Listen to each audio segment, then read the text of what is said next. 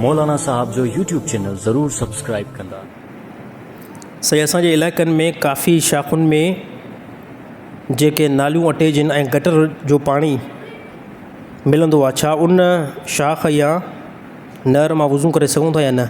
इहो मसइलो ख़ासि तौर ते हीअं सम्झो, जेकॾहिं कोई बि शाख़ आहे, कोई बि वॾो वाटर आहे, ॾिसो शाख़ हितां सां स्टार्ट थिए थी, हितां खां वठी इहो स्टार्ट थिए थी जेसि ताईं माण्हू जा घर अटिजनि, सभिनी जा बाथरूम इन जे अंदरि अटिजनि। इन पाणी जो हुकुम छा आहे?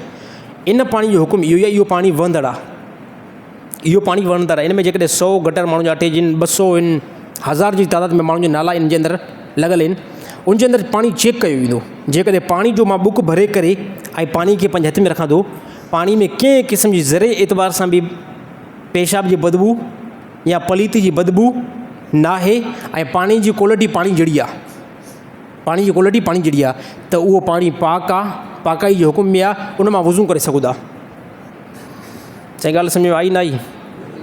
इहो पाणी पलीत न आहे। तमामु वॾा साथी चवंदा आहिनि साईं घणा गटर लॻल आहिनि।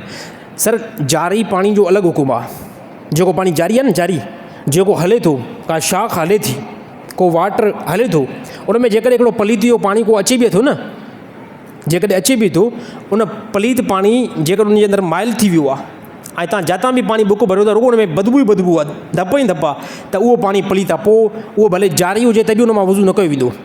पर हिकिड़ो जारी आहे, भले गटर उन में अटैच आहिनि, पर उन में पलीती आहे, कंहिं क़िस्म जो कोई बि असरात न आहिनि, बिल्कुलु पाणी क्लियर आहे, साफ़ु पाणी आहे, त उन मां बंदो गुस्ल बि करे सघे थो, उन मां बंदो वज़ू बि करे सघे थो। साईं मसइलो सम्झ में आयो न आयो? अची वियो? अल्हम्दुलिल्लाह।